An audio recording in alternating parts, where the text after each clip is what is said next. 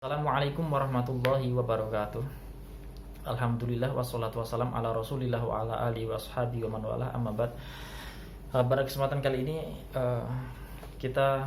saya mau mereview materi PAI ya, dari bab haji sampai nanti terakhir tentang ayat-ayat tentang menghindari pergaulan bebas dan perbuatan zina. Pertama, bab haji.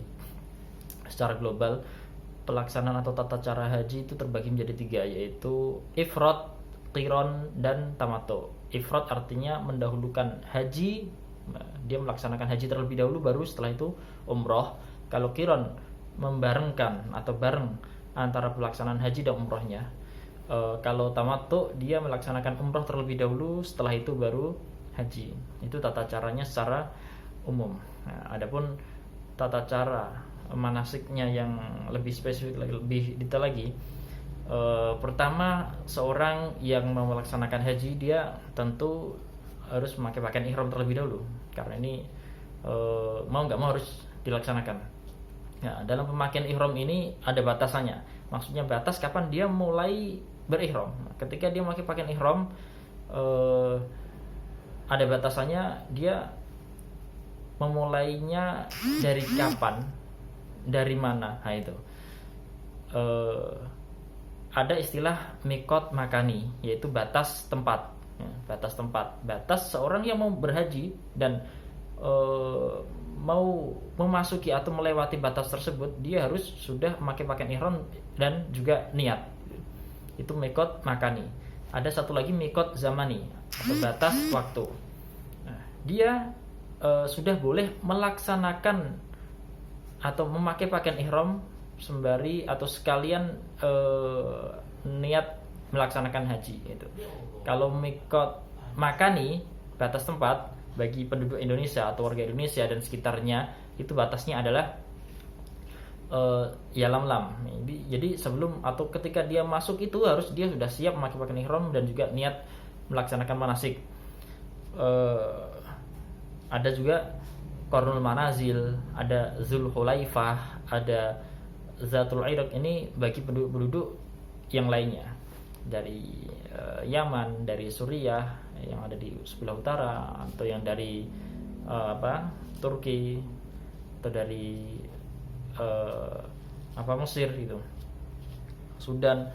Itu tergantung batas-batasannya. Tidak semuanya tidak sama batasan mikot makaninya.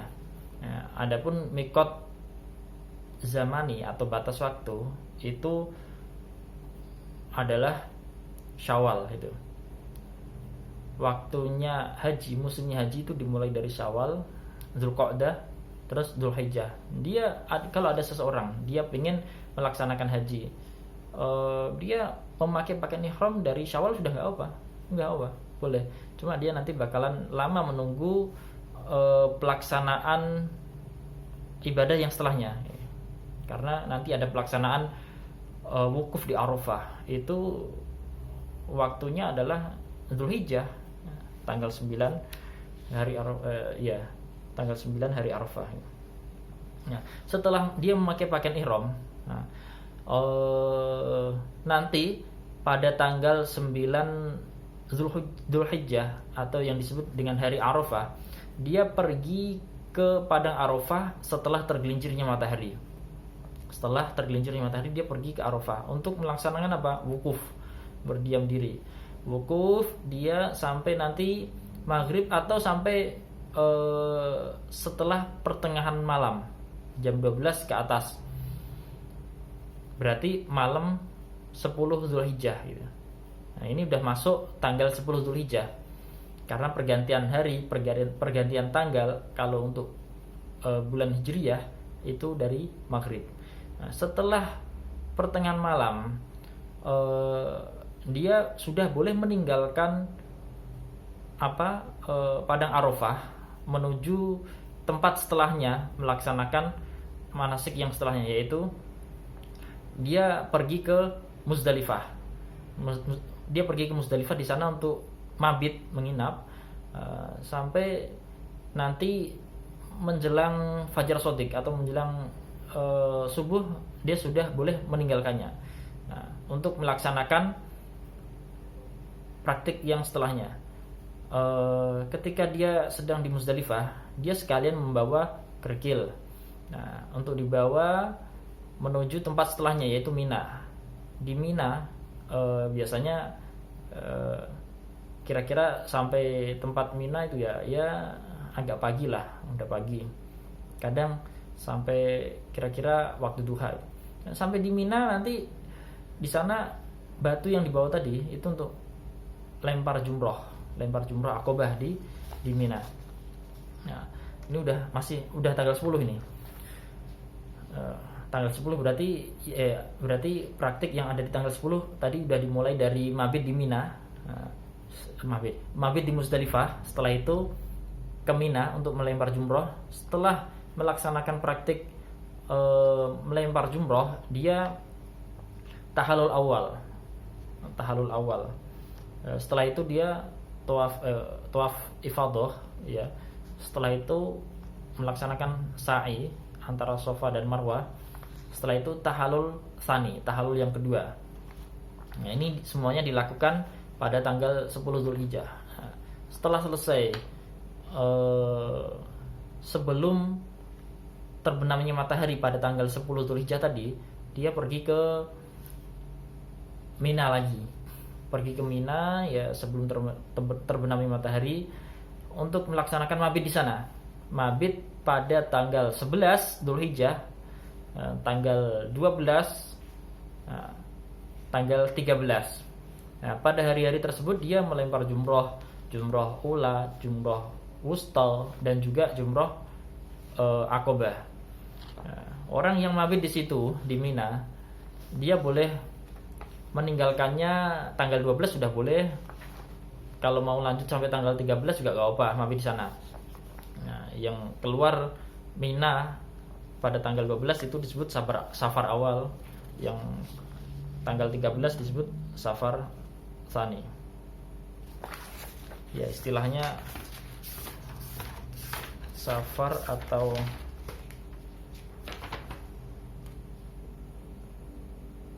nafar, bukan safar. Nafar awal itu ketika meninggalkan Mina pada tanggal 12. Kalau tanggal 13 disebut nafar tsani. Nafaro. Artinya pergi. Nah, ini untuk masalah haji. Selanjutnya ya perhatikan ya ini apa kisi-kisinya. Pembahasan zakat dan wakaf. Zakat fitrah. Zakat sendiri itu artinya adalah suci. Ya, secara bahasa bisa diartikan suci, bisa diartikan tumbuh, bisa diartikan banyaknya berkah juga bisa, gitu. Jadi makanya faidahnya zakat sendiri itu bisa mensucikan diri, bisa menumbuhkan atau memperbanyak rizki yang telah Allah karuniakan. Kalau zakat fitrah ini pengertiannya adalah zakat yang atau mengeluarkan sebagian dari harta pokoknya atau hartanya berupa makanan pokok sebanyak 2,5 kilo. Bagi warga Indonesia berarti ya beras itu, untuk mensucikan dirinya.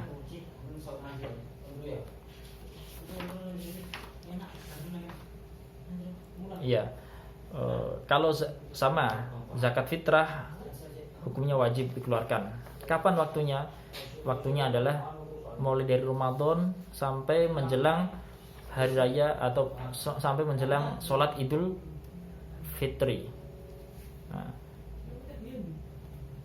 itu waktunya.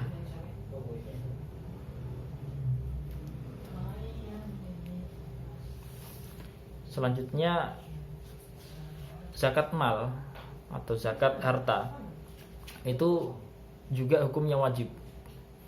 Ya, wajib kedua-duanya, entah itu zakat fitri atau zakat mal, zakat fitrah atau zakat mal, itu kewajibannya bagi orang yang mampu, tentu bagi yang mampu. Kalau nggak mampu, miskin, untuk makan dia sendiri saja nggak punya, apalagi untuk orang lain. Nah itu kalau sampai seperti itu, dia nggak wajib mengeluarkan zakat fitrah. Nah, zakat mal, sebetulnya dari masing-masing bentuk zakat mal ini kan artinya zakat harta kan. Sebetulnya dari masing-masing zakat harta, entah itu berupa hewan ternak atau berupa hasil panen tanaman, atau berupa perniagaan, atau berupa hasil tambang, itu mempunyai syarat-syarat khusus. Cuma di antara jenis-jenis zakat tersebut itu ada syarat-syarat yang menggabungkan atau yang syarat-syarat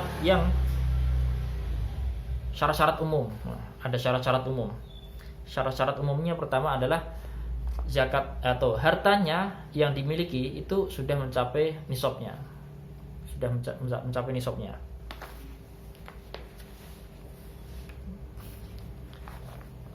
Kedua adalah hartanya itu adalah milkut tam, kepemilikan sempurna.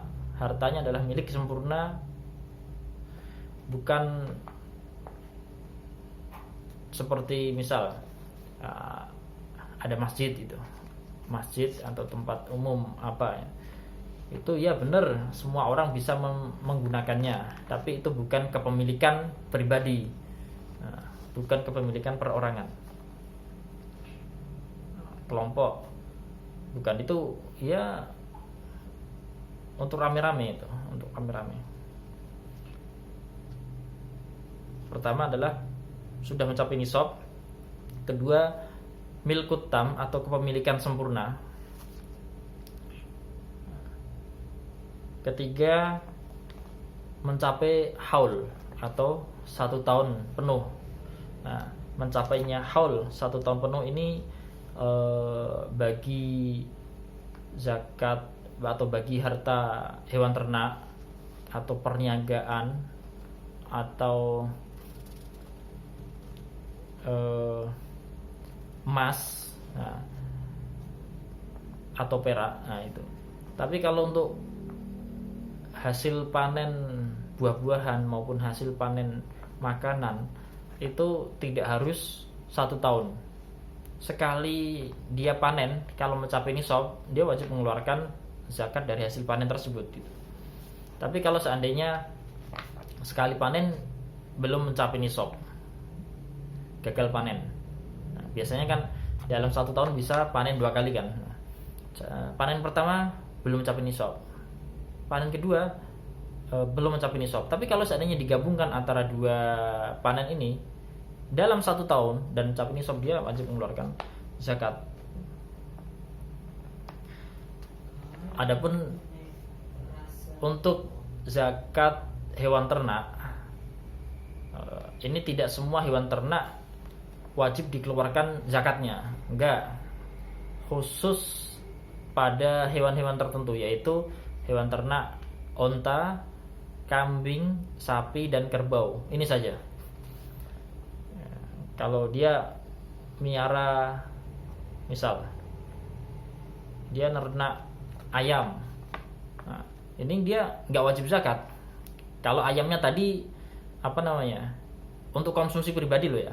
Tapi kalau dijual belikan, nah ini nanti masuknya ke zakat perniagaan, zakat jual beli.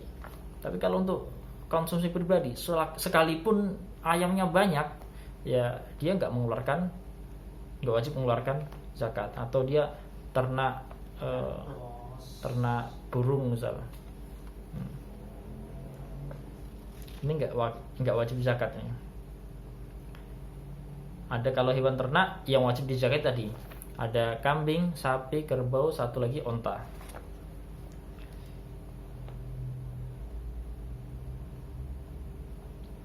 Zakat kontemporer. Nah, ini ada istilah zakat kontemporer. Kalau zakat zaman dahulu zakat kontemporer ini terbilang baru. Kalau dulu zakat ya jenisnya yang hanya disebutkan dalam kitab-kitab tersebut, seperti zakat harta perniagaan atau jual beli, hasil tambang, hewan ternak, rikas, atau emas dan perak, hasil panen. Nah itu. Tapi kali ini ada zakat kontemporer, dan ini istilah baru. Zakat kontemporer itu misal seperti zakat gaji PNS misal, atau zakat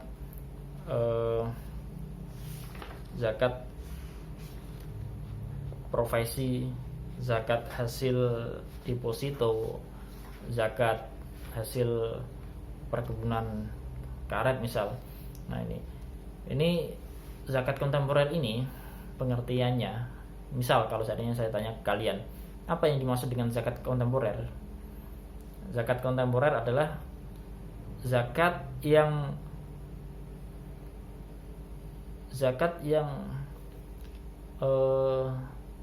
terbilang baru, zakat yang terbilang baru jenis-jenisnya, dan dahulu di zaman Rasulullah SAW tidak ada istilah ini,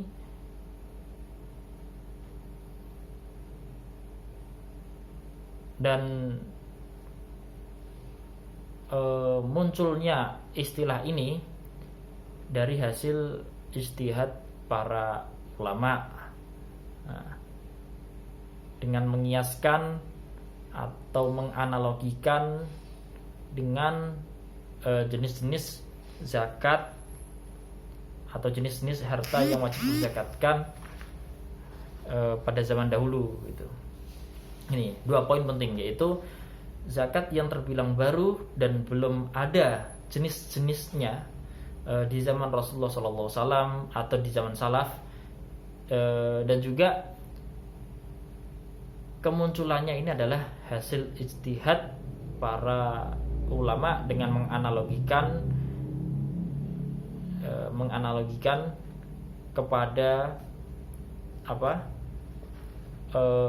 jenis-jenis zakat yang terdahulu, seperti zakat hasil ternak, zakat hasil panen, zakat emas dan perak, zakat hasil tambang, zakat barang temuan itu.